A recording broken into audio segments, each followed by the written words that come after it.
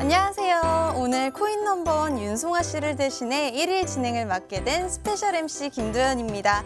오늘의 코인에서만 여러분을 마주하다가 이렇게 코인 넘버원에서 여러분을 뵙게 되니까 감회가 새로운데요.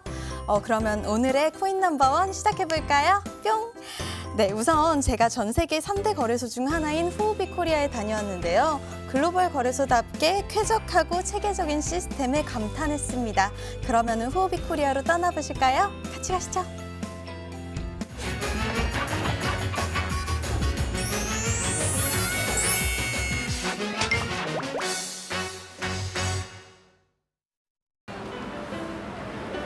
안녕하세요. 오늘의 코인 탐방 김도연입니다. 여러분은 암호화폐를 거래할 때 어떤 수단을 사용하시나요?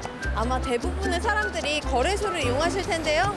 그래서 오늘은요, 세계 3대 거래소 중에 한 곳, 후오비의 한국법인 후오비 코리아를 찾아왔습니다. 저랑 같이 빨리 들어가 보실까요?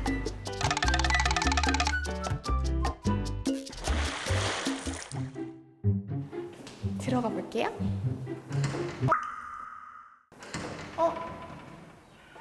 안 열려요. 어떻게 들어가지?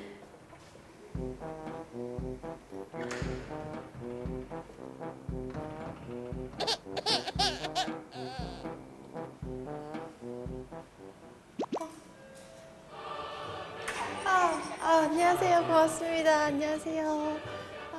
안녕하세요. 안녕하세요. 저는 후오비 인장의 말입니다. 오성원이라고. 그럼 이제 바로 들어가면 되나요? 아니요. 들어오시기 전에 네. 이쪽에서 이제 저희 방문자 네네네. 작성해 주시고 작성해 주시고 휴대폰이랑 고맙습니다. 카메라에 있는 보안 체크하셔야 됩니다. 네. 잘 해주셔야 되거든요. 보안이 진짜 철저해요. 네. 네, 그럼 이제 이 방문증 목에 걸어주시고요. 네. 방문증까지 주시는군요. 저 이제 들어가겠습니다.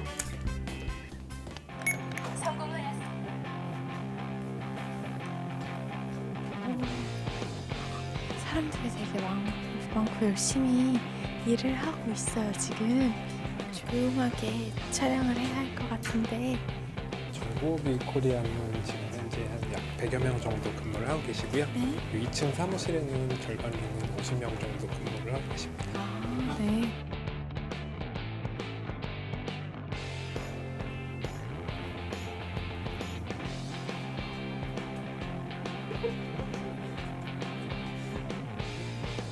이쪽은 네. 1층 고객센터고요. 네네네. 그러게요. 지금 여기 실시간으로 상담을 받고 계시는 분들이 계시네요. 네. 저 OTP 변경하러 왔는데요. 우선은 OTP 변경하시려면 고객님 몇 가지 서류가 있어야 되는데요. 저희가 안내를 해드릴게요. 핸드폰 번호 기재해 주시면 되고요. 이 아이디는 계정 로그인하실 때 이메일 또는 휴대폰 번호 아이디, 그다음에 고객님 UID. 여기 오프라인 고객센터 방문해 주셨잖아요. 그러면 어떤 일로 방문을 해주셨는지 여쭤봐도 될까요? 네, 저는 OTP 변경하러 왔는데요. 채팅으로 문의했는데 막 서류를 보내야 되는 게 있더라고요. 그래서 사무실이 근처라서 그냥 방문을 하게 됐고요. 코인돼지가 누군지도 좀 궁금했어요. 코인돼지가 뭔가요? 코인돼지가 그 상담해주신 분 닉네임이었거든요. 네네네. 그런 닉네임을 이제 상담을 해주시는 분들께서 쓰시는 건가요? 네, 저희가 채팅 상담하는 경우에 사용을 하고 있고요. 네. 좀 고객님들께 친근하게 다가가고자 사용을 하고 있는데 네. 반응이 참 좋으십니다. 코인돼지님을 실제로 본 소감 어떠신가요? 전혀 코인돼지처럼 생기지 않으셔갖고. 네. 네, 이렇게 그 손님한테 직접 코멘트를 받은 이상 제가 직접 가서 물어보지 않을 수가 없겠죠? 그러면 방문해 보겠습니다. 안녕하세요. 안녕하세요. 아까 앞전에 코인돼지님이라고 얘기를 하셨는데 혹시 그 닉네임 말고 그냥 간단하게 소개 부탁드릴게요. 네, 안녕하세요. 저는 후오비 코리아 고객센터 CS 센터장으로 근무하고 있는 이상이라고 합니다. 여기 오프라인 고객센터에는 어떤 손님들이 많이 찾아오시나요? 아무래도 이제 저희가 암호화폐 같은 경우에는 연령대를 굉장히 다양하게 좀 사용하시는 분들이 많으신데요. 연령대가 조금 있는 고객님들 같은 경우는 뭔가 정보 변경을 하실 때 온라인으로 서류를 보내거나 하시는 부분에 좀 어려움을 호소하시는 경우들이 있으세요. 그래서 직접 대면센터로 오시면 서류 같은 것들도 하실 때 온라인으로 서류를 보내거나 하시는 부분에 좀 어려움을 호소하시는 경우들이 있으세요. 그래서 그런 게 가장 큰 장점인 것 같고요. 그러면 후오비 코리아 고객센터 칠 때 온라인으로 서류를 보내거나 하시는 부분에 좀 어려움을 호소하시는 경우들이 있으세요. 그래서 친절하게 다가가고자 조금 노력을 하고 있는 컨셉으로 가고 있고요. 저희는 이제 365일 24시간 언제든지 고객님들이 원하실 때 접근을 하실 수가 있습니다. 그래서 채널 같은 경우에도 일반적인 채팅이나 메일뿐만이 아니라 4개 채널로 저희가 운영을 하고 있기 때문에 고객님들 편의에 맞춰서 언제든지 문의하실 수가 있고, 그리고 저희 센터 같은 경우에는 응답률이 98%로 굉장히 높은 수준을 유지하고 있습니다. 그래서 문의하시는 고객님들에 대한 문의를 거의 놓치지 않고 다 대응을 하고 있고요. 또한 이렇게 고객센터 같은 경우에는 저희가 NPS 설문조사라고 해서 고객 만족도를 이제 하는 그런 것들이 있는데, 저희는 지난번에 저희가 47점 받았거든요. 그래서 근데 주요 추천 사유 중에 하나가 CS가 굉장히 문의하는데 빠른 해결을 해주고 친절하다라는 의견이 많아서, 그런 점에서 저희가 앞으로도 이런 부분을 좀 더 강화시켜서 고객님들께 좀 친절한 고객센터로 다가가고자 노력하고 있습니다. 아니 이렇게 짧은 시간에 이 센터장님이랑 인터뷰를 했는데도 불구하고 센터장님의 친절함이 벌써 제가 느꼈어요. 네, 이곳은 회의실 앞인데요. 이 안에서 진짜 지금 실제로 회의를 하고 있어요. 들어가서 어떤 분위기인지 한번 보도록 하겠습니다. 조용히 들어오세요.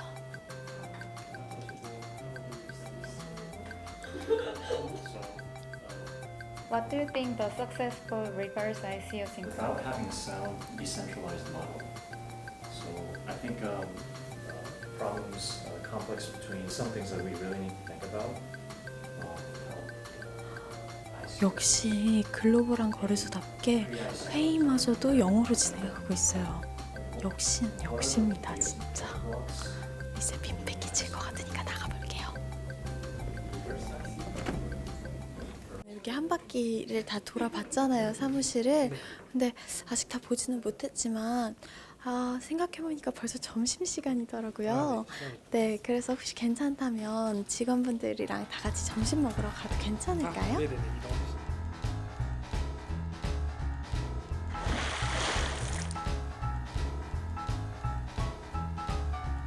연대 나왔어요.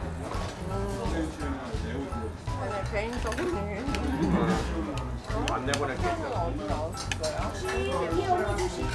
그러면 원래 후오비 코리아 들어오기 전에는 어떤 일을 하셨어요? 저는 광고회사에 있었어요. 제일기획.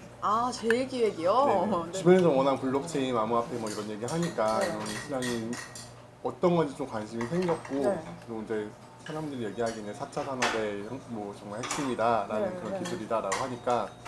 처음에 들어올 때는 이제 통번역, 동시 통역적으로 들어왔어서 입사를 할 때 저는 좀 개인 역량을 키우고 싶어서 부서 이동을 하게 됐죠. 그럼 부서 이동을 요청을 직접 하신 거예요? 네네네. 부서 이동이 좀 자유로웠나봐요. 자유롭다기보다는 좀 개인의 의사를 존중해주는 편이긴 한 것 같아요. 주변에서도 왜 이러한 커리어를 버리고 이런 데를 가냐라는 의견이 있었는데, 저는 사실 여기 커리어가 되게 탐이 났어요. 네, 이제 블록체인이라는 그 기술 자체를 믿고 이게 나중에는 정말 우리 일생활에 잘 쓰이는 기술이라고 생각을 하기 때문에 장이 어떻게 되고 투자 상황이 어떻게 되고 이리이리 하는 것들은 그렇게 크게 연연하지 않고 그런 거를 믿고 블록체인의 기술을 믿고 이제 일을 하고 있는 것 같아요.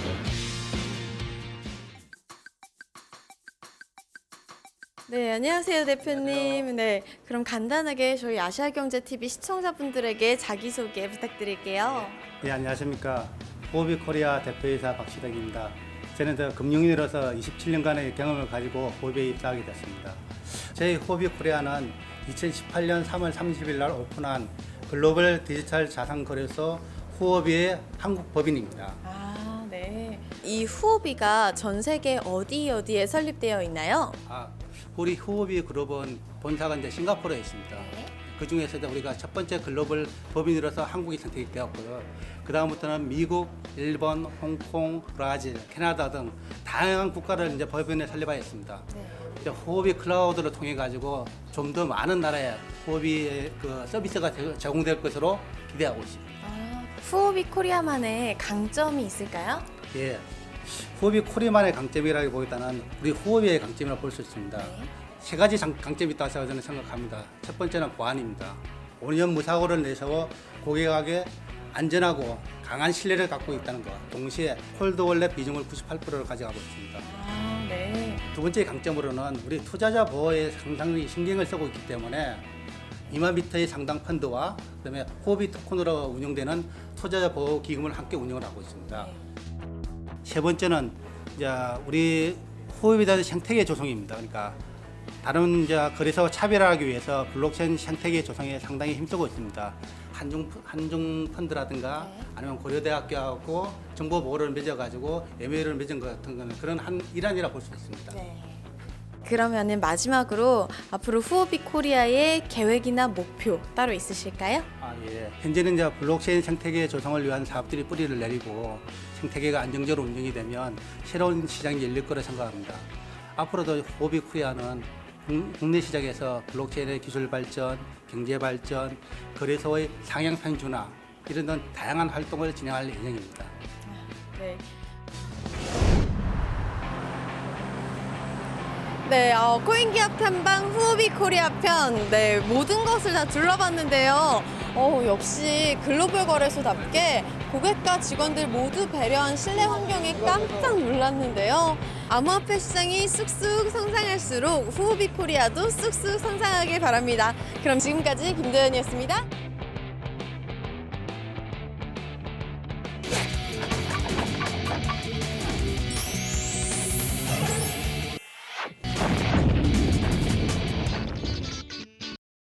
코인원번의 코너 속의 코너, 이형식의 핫뜨거 핫코인. 여러분, 블록체인의 3대 천재라고 들어보셨습니까? 첫 번째 천재는 이더리움을 만든 비탈릭 부테린입니다. 두 번째 천재는 이오스를 만든 다니엘 라리머. 세 번째 천재는 카르다노를 만든 찰스 호스킨슨이라고 하는데요. 오늘은 이 천재들의 코인 2개와 천재의 길을 쫓아가는 코인 하나를 준비했습니다. 핫뜨거 핫코인, 지금 시작합니다.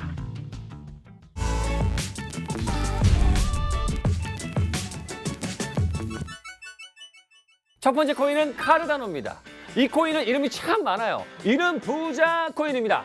카르다노 에이다 찰스 코인.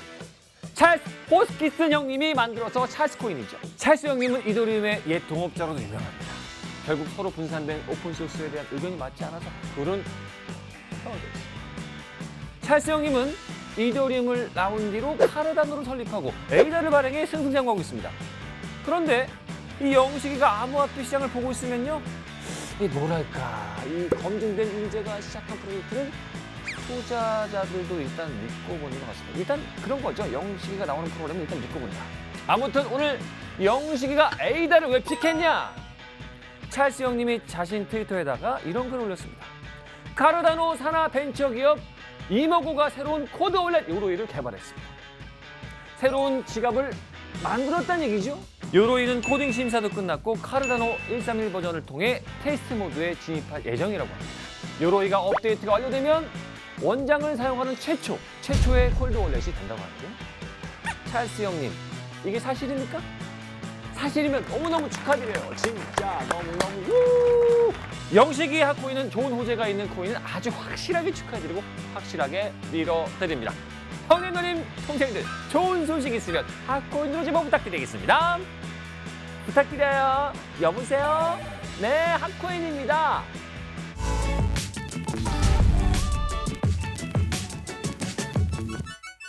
두 번째 코인입니다.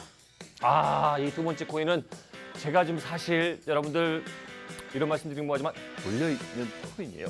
이오스입니다. 자, 제가 이번 주 핫코인으로 이오스를 선정한 이유는요, 바로 내일 22일 이오스 런던 해커톤이 열리기 때문입니다. 이 해커톤이 무엇이냐? 쉽게 말하면 소프트웨어 개발 분야의 천하제일 무술 대회죠. 이오스!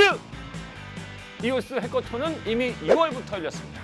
6월 홍콩, 8월 시드니, 9월 런던 등의 지역 예선을 거쳐서 선발된 12개 팀이 12월 본선을 치르는 형식입니다.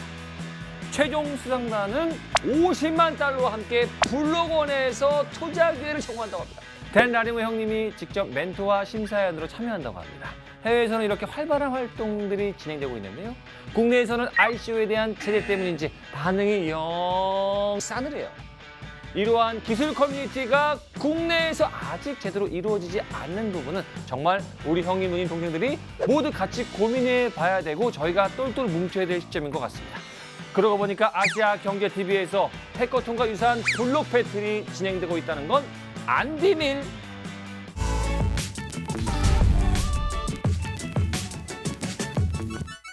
자, 마지막 코인은 플레이 코인. 이 코인은 국내보다 해외에서 너무너무 유명한 코인입니다. 플레이 코인은요, 아직 못 들어본 형님, 누님 없으실 건 알지만 그래도 모르시는 분들을 위해서 조금 설명을 드리자면 플레이 코인은 게임의 결제 수단으로 사용되는 블록체인 기반의 코인입니다. 최근 실생활에서 사용이 가능한 플레이샵, 플레이 게임, 플레이 포커, 코인 외에도 플레이 월렛 등을 런칭하여 큰 이슈가 되었습니다. 한때는 스벅 열사로도 국내에서 한동안 핫하고 힙했었죠. 정말로 플레이 코인으로 별다방을 사 먹을 수 있다고요? 가능합니다. 가능해요. 플레이 이걸로 정말 코인으로 스벅을 사 먹을 수 있다고. 야, 이거 진짜 말도 안 돼. 새로운 브랜드 런칭으로 실생활에 가능 코인으로 큰 발전을 보여주고 있습니다. 한국인 해외 프로젝트로 국내 상장보다 해외 상장을 주력하여 승승장구하고 있는 코인인데요. 그러다가 최근 비스랩에서 딱 상장을 하게 됐습니다. 컨그레츄레이션. 자, 제가 축하드리고자 플레이 코인에 딱 연락을 드렸습니다. 싫어합니다. 그랬더니 정말 아무렇지도 않은 목소리로 네, 더 좋은 소식으로 찾아뵙겠습니다. 라고 얘기했습니다. 더 좋은 소식이 뭔지 왜 안 알려주는 거야? 하지만 통화 마지막 목소리에서 무언가를 준비하고 있다는 것이 느껴졌습니다. 여러분, 아무튼 이 플레이 코인은 앞으로 더 기대가 되는 코인이에요. 형님, 누님, 동생들 더 좋은 소식 기대하고 계시고요. 영식이가 항상 많은 정보를 드리겠습니다. 자, 오늘 영식이가 준비한 코인은 여기까지입니다. 하트가 코인! 또 벌써 불금이네요. 맨날 불금인 것 같아요. 불금 잘 보내시고요. 다음 주에 만나겠습니다. 좋은 시간, 안녕.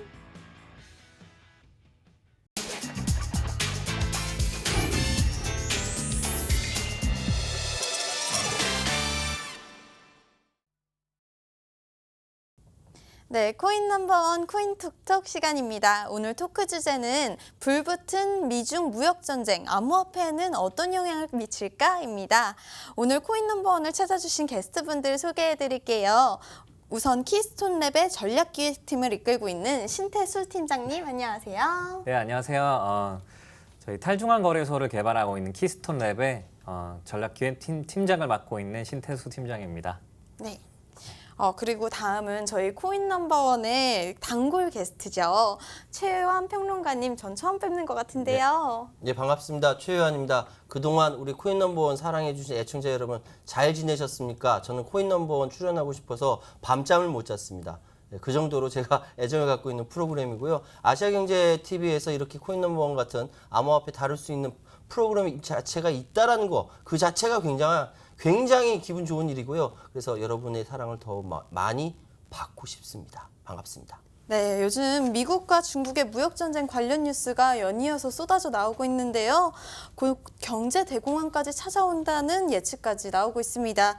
이 같은 상황이 암호화폐 시장에는 어떤 영향을 미치는지 오늘 코인 넘버원 시간에서 알아보도록 하겠습니다.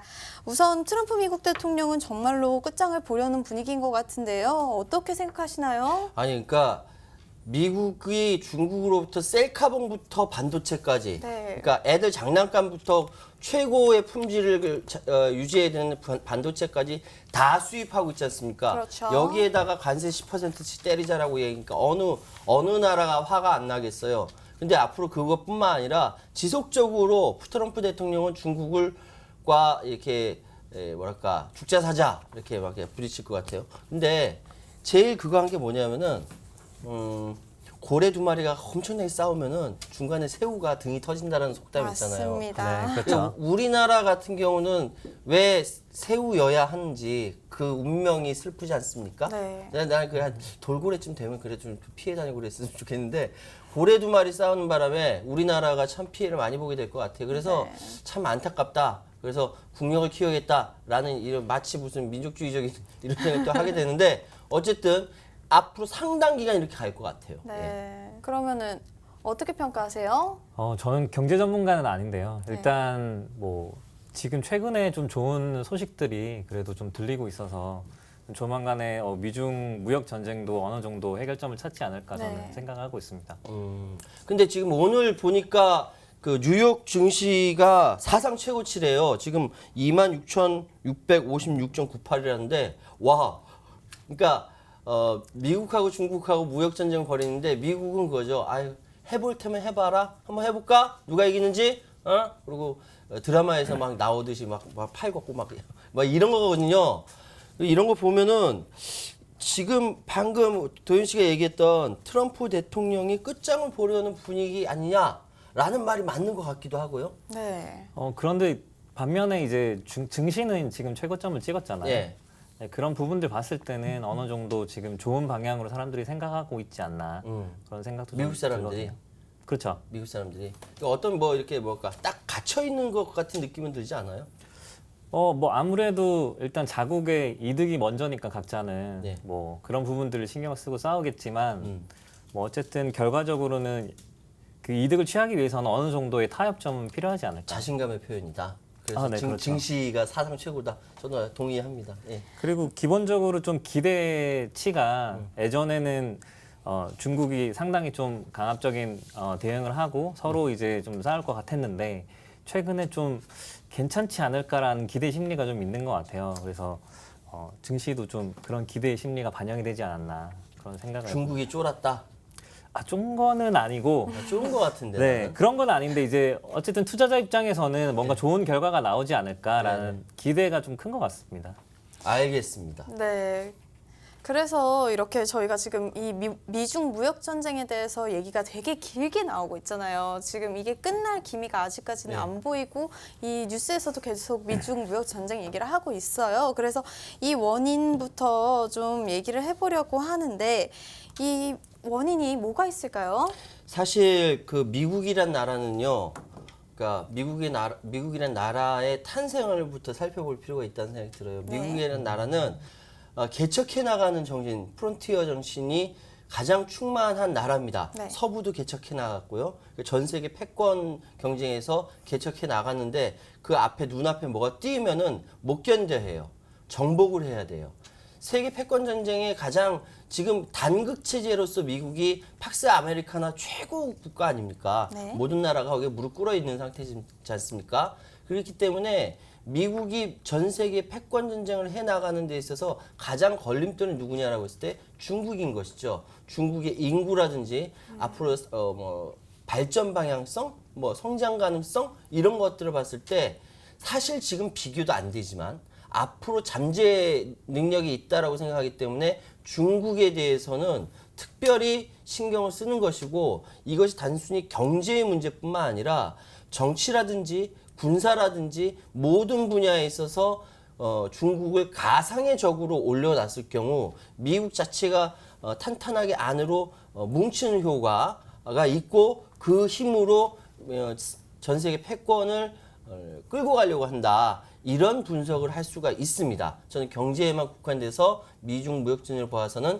좀 실패할 수 있지 않을까 바라보는 관점이 잘못되지 않았을까 그렇게 말씀드릴 수가 있어요. 네. 그럼 어떻게 평가하세요? 혹시 저는 좀 궁금한 질문 드리고 싶은 게 있는데 단순하게 이제 경제적인 부분만 가지고 이제 뭐 판단을 하면 안 된다고 하셔가지고 갑자기 이제 든 생각인데 지금 내부적인 어떻게 보면 트럼프 대통령의 이제 지지율에 대한 문제점들이 상당히 많이 이야기들이 나오고 있잖아요. 그렇죠. 그런 부분에 대한 어떤 다른 이제 대안책으로 뭔가 이제 또 다른 외부의 적을 만든다든지 그 외부의 이슈를 만들어서 좀 옮겨가는 게 아닌가라는 생각이 드는데 그거에 대해서는 좀 어떻게 맞아요. 그런 그 방금 말씀하신 팀장님 말씀 맞는 게 지금 트럼프의 지지율이 36%, 42% 여기에서 딱 박스권에 딱 갇혀가지고 움직이지 못하고 있어요.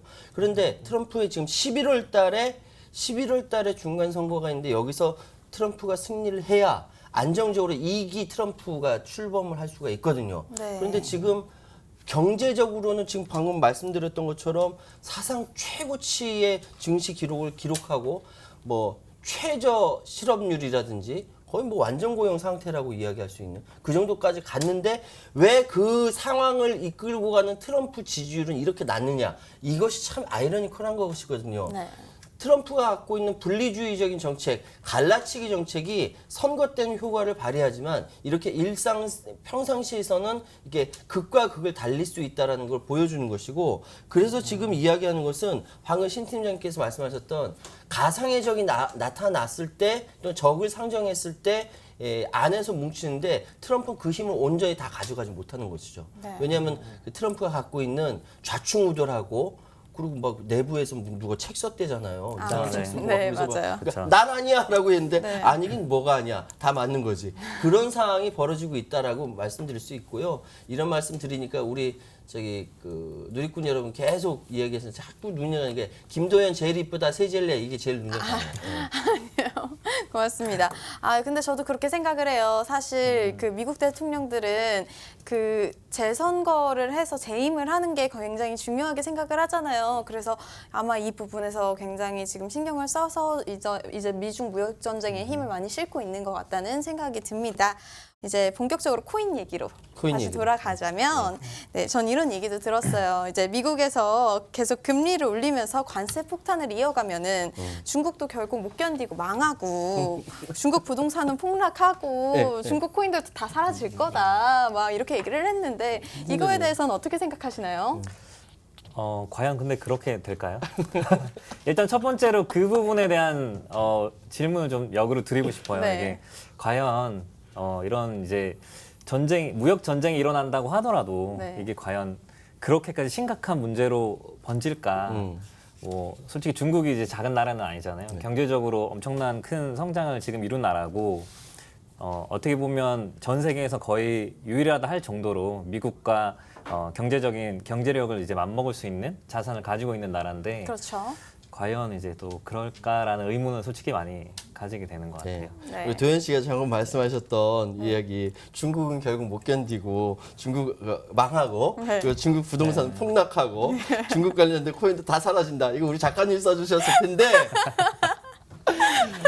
중국 코인 망하고 중국 부동산 폭락하고 중국도란 나라도 망하면요 어떻게 되냐면요 지구도 망해요. 이게 중국이란 나라가 중국이란 나라 안에 살지 않아요. 우리나라 누가 삽니까? 화교가 살죠. 네. 예. 화교 경제권 붕괴돼. 우리나라는 그나마 덜하지만 동남아시아만 가봐요. 끝내주지 않습니까? 네. 다 망해요. 지구 망해요. 그렇기 때문에 결코 거기까지 가지 않는다. 왜 3차 대전이 안 일어나는 줄 아십니까? 2차 세계대전 때 그 비극적인 핵폭탄의 위력을 사람들이 알기 때문에 저거 쟤네들이 쓰든 우리가 쓰든 이러면 지구 쪼개진다는 걸 알기 때문에 3차 대전이 안 일어나는 거예요. 여기까지는 가지 않습니다. 그런데 네. 이렇게 저 역시도 네. 절대 이렇게 생각하지 않아요. 그리고 지금 중국에서 나오는 블록체인들과 코인들이 얼마나 많은데 근데 지금 이 무역 전쟁 그리고 저는 사실 약간의 연극 같다는 그런 느낌도 있거든요. 짜고 치는 모습도. 네, 서로 이제 좀 약간 합의점을 곱게 찾기 위해서 나 지금 이렇게 할 거야, 너 이렇게 할 거야 하면서 이제 약간 전 세계적으로 서로가 원하는 방향성을 간접적으로 보여주는 거라고 생각을 해요. 근데 그 과정을 네. 근데 안 하면 저희 방송이 진행해야 될 것 같은데. 네. 네. 먼저 그러면 우리 신 팀장님께서 그걸 좀 말씀해 주세요. 네. 지금 만들어진 코인들에 중국 사람들 엄청나게 투자하잖아요. 네. 그렇죠. 네. 그게 네. 없어진다는 건 말이 안 되잖아요. 말이 안 되죠. 일단 왜냐하면 늘 그렇듯이 이제 경제적인 부분에서는 어떻게 보면 가진 자들의 전쟁이잖아요. 네. 근데 특히 이제 비트코인 같은 경우에는 거의 대부분의 그 코인을 중국 사람들이 다 들고 있다라는 이야기들 많이 해요. 실제로 이제 채굴에 대한 그 해시 레이트라고 있는데 해시 파워도 중국이 거의 대부분을 이제 많이 들고 있을 정도로 중국이 상당히 강력한 이제 위치를 가지고 있는데 그들이 과연 이 코인의 몰락을 가만히 두고 볼 것인가라는 이제 생각을 할 수가 있는 거죠.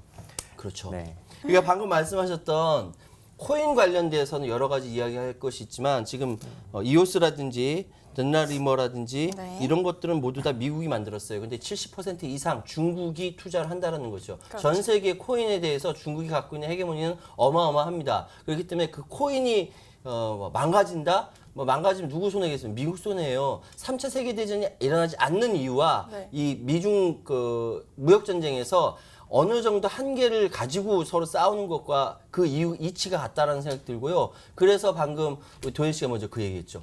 짜고 치는 것 같아. 맞아. 짜고 치는 고스톱일 수도 있다. 우리는 거기까지 생각을 해야 된다. 그래야 코인으로 돈 벌 수 있다라는 말씀을 드리고 싶습니다.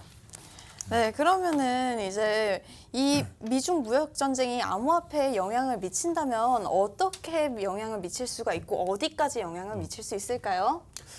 일단 과연 이제 영향을 미칠까요? 미중 그 무역 전쟁 때문에 그런 많은 영향들이 올 것 같지는 않고요. 네. 오늘 이제 뭐 전제가 되는 과연 이제 중국이 부동산도 폭락하고 뭐 금리가 이렇게 막 망가졌을 때란 부분을 봤을 때는 오히려 이제 중국의 사례보다는 다른 뭐 최근에 있는 이제 베네수엘라나 정말 경제적으로 많이 몰락을 지금 겪고 있는 그런 나라들 봤을 때 네. 그들은 이제 지금 화폐 가치가 어마어마하게 낮거든요. 맞죠. 네. 제가 듣기로는 짐바브웨에서 그 화폐로 계란을 사려면 뭐 한 1,000억 아, 맞아요. 수레를 네, 끌고 네, 가야 수레. 된다. 거의 수레를 끌고 1,000억 정도 되는 그 화폐를 들고 갔을 때 네. 계란 하나를 살 수 있는 네. 그리고 뭐 거의 이제 비극이죠, 화폐로 비극. 예. 딱지를 쳐야 되고 뭐 화장실에 이용해야 되는 그런 네. 수준의 가치를 가지고 있다고 하는데 그 정도 상황이 된다면 이제 화폐의 가치가 전혀 없기 때문에 당연히 이제 가상화폐 쪽으로 사람들이 이제 몰릴 수밖에 없죠. 그렇죠. 그러니까 그 수치로 어느 정도다라고 이야기하기는 어렵겠지만 그럼에도 불구하고 미국과 중국의 무역 전쟁이 있었을 경우에 사람들이 그 당장 총폭탄이 왔다 갔다 하는 건 아니지만 심리적으로 위축이 되죠. 그 위축이 됐을 때는 자기도 모르게 그 뭐랄까 이전하고 싶어요. 금사 모으고 싶고 그러면서 비트코인 그러니까 이제 디지털 골드라고 해서 그쪽으로 심리가 그렇게 움직여지는 거죠. 경제는 심리거든요. 네, 그렇기 그렇죠. 때문에 그렇게 움직일 수 있다. 변동성이 너무 크긴 하지만 저기 김정모 씨 말씀대로 변동성이 너무 크긴 하지만 그럼에도 불구하고 심리가 따라가는 걸 어떻게 해요? 마음이 따라가는 걸 어떻게 해요? 맞아요. 남자가 여자 사랑하는 것처럼 따라가게 되는 겁니다. 저 같아도 이제 만약 이런 우리나라와 미국이 이런 무역 전쟁이 발발을 해서 원화 가치가 폭락을 한다면 저 같아도 어딘가 다른 안전 자산에 기대고 싶은 심리가 작용을 할 것 같아요. 그래서 이게 아예 없는 얘기라고 말을 하기에는 뭐하고 네. 그러면은 이렇게 되었을 때 예를 들어서 터키 리라화나 네. 뭐 베네수엘라 페트로 이렇게 인플레이션 때문에 발행을 했잖아요. 이렇게 자국 경제가 이렇게 휘청이는 나라들의 실제 그 국민들은 어떻게 대응을 하고 있나요? 그러니까 도현 씨가 이제 미국과 우리나라가 무역 전쟁을 한다면 저는 망명할 겁니다. 한국에서 못 살아요. 네. 당연하죠. 네. 미국은 세계 패권 국가고 우리나라는 우리나라의 주권을 지키면서 미국의 비위를 거슬리지 않도록 해야 되는 것이 우리나라의 운명이에요. 그렇죠. 그런데 통일되고 주변 환경이 바뀌면은 우리는 그 나름대로 발언은 할 수 있죠. 그렇기 때문에 우리는 주권을 지켜야 된다는 거죠. 망명 취소. 네. 어쨌든 지금 경제가 휘청거리는 나라 뉴스를 통해서 많이 보셨을 겁니다. 네. 터키가 그랬고요. 그리고 아까 베네수엘라가 그렇고요. 네. 정말 경제가 휘청일 때 가장 타격받는 건 돈 많은 사람들 아니에요. 돈 없는 사람들이 타격을 많이 받아요. 네. 그래서 돈 없는 사람이 계란 하나 사러 수레 끌고 돈 집해가지고 가는 거죠. 이렇게 되는 것이 사실 이것뿐만 아니라 예전에도 그랬어요. 네. 뭐 옛날에 그 뭐 1차 세계대전, 2차 세계대전에도 인플레이션 올라가고 막 했을 때 사람들이 안전한 게 뭐냐라고 얘기했을 때 결국은 그거 아니겠어? 결국은 보석 아니겠어? 이라고 몰리거든요. 네. 그렇기 때문에 지금 암호화폐가 바로 그러니까 비트코인을 비롯한 암호화폐가 이제는 새로운 가상 안전자산이다라고 인식하는 것이 넓어지고 있는 것이죠. 그러면은 지금 최유한 평론가님께서 비트코인 암호화폐를 약간 디지털 금 같은 개념으로 얘기를 하신 것 같은데 신태수 팀장님께서는 어떻게 생각하시나요? 맞는 말씀이시죠. 네. 네, 근본위 화폐라고도 이야기를 하기도 하고요. 네. 실제적으로 이제 근본위는 아니긴 하지만 네. 좀 경제적인 문제가 됐을 때 우리가 이제 뭐 금으로 자산을 저장하듯이 비트코인도 이제 그런 역할을 많이 상당히 하고 있는데요. 네. 금도 마찬가지지만 비트코인도 이제 정확히는 안전자산은 아니기 때문에 정말 극단적인 상황에서 네, 예를 들었을 때는 정말 훨씬 더 안전한 자산이다라고 이야기할 수 있을 것 같습니다. 자꾸 눈에 띄는 게 이제 김정모 씨가 지금 맞습니다 하지만 변동성이 너무 큽니다라는 댓글을 달아주셨는데 네. 저 말이 맞아요. 그 변동성만 조금 어떻게 줄일 수 있는 방법이 있으면 훨씬 금보다 뭐랄까 안전한 자산이 될 수 있겠다라는 생각은 해보거든요. 그래서 아까 금 역할을 얘기하신다고 했으니까 제가 준비한 게 좀 있어요. 사람들이 비트코인 내지 암호화폐를 안전자산인 디지털 금으로 인식하고 있다라는 의미라고 저는 생각합니다. 네. 그래서 사실 지금 보면 보십시오. 아래 게 비트코인이고요. 네. 위에 게 금이에요. 네. 금은요. 1976년부터 위에 거요. 네. 43년 동안 지금까지 가치 변동성을 지금 보여주고 있는 것이고 네. 지금 아래 거 비트코인은 저희 정확하게 연도수가 잘 안 나타나 있는데 2009년도부터일 겁니다. 지난 9년간에 걸친 가격 흐름을 보여주는데 어머나 웬일이니 이게 쌍둥이처럼 딱 닮은 거예요, 이 상황이. 네. 그러니까 두 개의 차트를 나란히 배치하면은 이게 가격이 굉장히 매우 비슷한 흡사한 가격 패턴을 보여주고 있는 거죠. 네. 우리 시청자 여러분 딱 보시니까 아시겠죠. 네. 그래서 앞으로 몇 개월 동안 비트코인 가격이 굉장히 중요한 지지선인 5,800달러 수준 아래에서 움직일 것으로 보인다라고 이야기하지만 네. 어쨌든 금의 움직임과 비트코인 가치의 움직임이 같이 간다, 가치가 같다. 같다라는 표현보다 그러한 경향성을 띈다라고 보시는 것이 굉장히 좋다, 이해하기 쉽다라고 말씀을 드리겠습니다. 네, 그럼 신태수 팀장님께서도 같은 생각이신가요? 네, 뭐 여기서는 워낙 잘 설명을 해주셔서 네. 제가 뭐 추가적으로 이야기를 뭐 덧댈 건 없을 것 같은데 네. 아무래도 이제 상대적으로 금은 네. 이제 실물이 보이는 자산이다 보니까 네. 비트코인보다 좀 더 안전하다고 생각하는데 보여주신 차트처럼 뭐 변동성은 충분히 둘 다 있는 거기 때문에 그렇죠. 어떻게 보면 좀 비슷하지 않을까 네. 저도 생각을 합니다. 자, 이제 이런 현상을 두고 봤을 때 이제 비트코인을 안전자산인 디지털 금으로 인식하고 있는 것처럼 무언가 우리도 조금 더 인식에 대한 개선이 필요할 것 같다는 생각이 들어요. 네, 그러면은 이제 다음 질문으로 넘어갈게요. 경제학자분들께서 이런 얘기를 하신대요. 이번 무역 전쟁이 두 번째 경제 대공황을 초래할 수도 있다. 네, 그렇죠. 네, 근데 저는 사실 제가 미국에서 중고등학교 생활을 보냈기 때문에 와우. 대공황에 대해서 정말 자세하게 배웠어요. 근데 이 대공황은 미국의 그 히스토리 중에 한 챕터를 차지할 정도로 굉장히 중요하게 그리고 그때 굉장히 약간 크라이시스라고 하죠. 위기였죠. 위기. 엄청난 위기였죠. 그래서 지금 이 상황이 그 대공황의 상황까지 함께 비교를 할 수 있는 상황에 치달을 수 있는지가 정말 궁금하거든요. 지금 노벨 경제학상 수상자 리처드 세일러 시카고대 교수를 포함해서 1,140명의 경제학자가 세계 대공황 같은 위기가 올 것이라고 경고를 했다라는 뉴스를 봤습니다. 그리고 실제로 그런 이야기가 있고요. 그런데 저는 이 부분이요. 그러니까 무역 전쟁으로 인해서 세계 경제적 대공황이 올 것이다라는 이야기도 틀린 말은 아닙니다만 그것 때문에 올 거라고 생각하지는 않아요. 왜냐하면은 무역 전쟁은 단순하게 경제 위기, 경제 공황의 트리거, 방아쇠 역할을 하는 것이지 다른 여러 가지 원인들이 많다. 쉽게 말씀드려서 전 세계적으로 지금 뭐랄까 경제적 양극화 문제가 굉장히 심각하고 우리나라만 심각한 게 아니에요. 경제적 양극화 문제가 굉장히 심각하고 그 경제적 양극화 문제가 전 세계적으로 심각했을 때 다가오는 모습은 자본주의 모순이 심화돼서 나타나는 것이죠. 그게 경제의 공황 아니겠습니까? 단순히 수요와 공급의 법칙이 서로 안 맞고 어쩌고의 문제가 아니라 자본주의에 심화되는 모순들 중에 굉장히 심각한 것이 바로 양극화로 나타나는 부익부 빈익빈 현상이고 이런 것들이 쌓이면은 사회 모순이고 경제 문제뿐만 아니라 사회 모순이고 정치 모순이 계속 나타난다. 네. 이게 전 세계적으로 되면은 미국하고 전 세계 다른 나라로 이렇게 비유할 수도 있어요. 네. 그러니까 이 문제는 단순히 무역 전쟁으로 대공황이라기보다 아마 이거 정확하게 또 질문지를 찾아보면 그렇지 않을 거예요. 무역 전쟁이 아마 트리거가 될 수 있다. 방아쇠 역할을 할 수 있다라고 저는 생각을 하고 있습니다. 이게 마치 1930년대 공황과 닮았다라고 이야기하는데 그때도 뭐 이렇게 올 거라고 생각하지는 않았고요. 네, 전혀 생각하지 않았죠. 지금도 마찬가지라는 생각이 들어요. 하지만 그때와 다른 건 뭐냐면 인류에게는 역사적 경험이라는 게 있고 배운 게 있어요.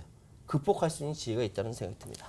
경제대공황 관련돼서 제가 좀 드는 생각이 있는데 이제 미국 하면 히어로물이 상당히 유명하잖아요. 네. 뭐 슈퍼맨이라든지 배트맨이나 그런 이제 히어로물 저도 되게 좋아하는데 네. 이런 히어로물 자체가 경제적인 아니면 사회적인 배경을 바탕으로 생겨난 거거든요. 네. 특히 이제 제가 정확한지는 모르겠는데 슈퍼맨 자체가 경제대공황 때 네. 그때 이제 그 경제대공황을 뭔가 이제 슈퍼맨이라는 사람을 초월하는 그런 존재를 나타내서 극복하자라는 그런 의미에서 탄생한 맞아요. 걸로 알고 있어요. 맞아요. 네. 그래서 늘 보면 이제 미국 같은 경우에는 뭔가 문제가 생겼을 때 외부에서 뭔가 해결점을 찾거나 네. 그런 걸 해결해 줄 수 있는 존재를 좀 만드는 경향이 있는 것 같아요. 그래서 네. 이번에 이제 뭐 미중 무역 전쟁 같은 경우에도 아까 말씀드렸다시피 그런 문제점을 해결하게 한 하나의 방책으로 좀 된 것 같고요. 지금 이제 뭐 대공황에 대한 그런 이야기들이 나왔는데 네. 결국은 이제 가상화폐 쪽에서는 궁금한 부분이 과연 그런 경제적인 문제가 생겼을 때 안전 자산으로서의 이제 가상화폐가 역할을 할 수 있을 것인가 네. 그런 부분들이 아마 제일 궁금하실 것 같아요. 네. 근데 제 개인적인 의견은 할 수 없다거든요. 네. 그러니까 워낙 이제 변동성이 지금 아직은 크고 앞으로 해나가야 될 방향들이 많기 때문에 네. 뭐 대공황이 다시 시작한다고 한다면 네. 그런 부분들로서 이제 대체하기는 좀 어렵지 않을까 생각하고 아직까지는, 있습니다. 네. 네, 아직까지는요. 네, 그러면은 대부분 이제 두 분 다 아직까지는 암호화폐가 이걸 대체하기는 어렵다라고 얘기를 해주신 것 같아요. 지금까지는 그렇다는 네. 거죠. 앞으로 어떻게 네네. 될지 모르지만 네. 지금까지는 우리 신 팀장님 말씀대로 변동성이 큰 비트코인으로 대안이 된다는 게 아직까지는 역부족이다. 이렇게 맞습니다. 말씀드리겠습니다. 네, 앞으로 이 암호화폐와 비트코인이 이 디지털 금처럼 정말 대안책이 될 수 있도록 발전을 했으면 좋겠고요. 어느덧 마칠 시간이 찾아왔어요. 되게 빨리 지나간다. 네, 오늘 진짜 네. 빨리 지나간 것 같아요.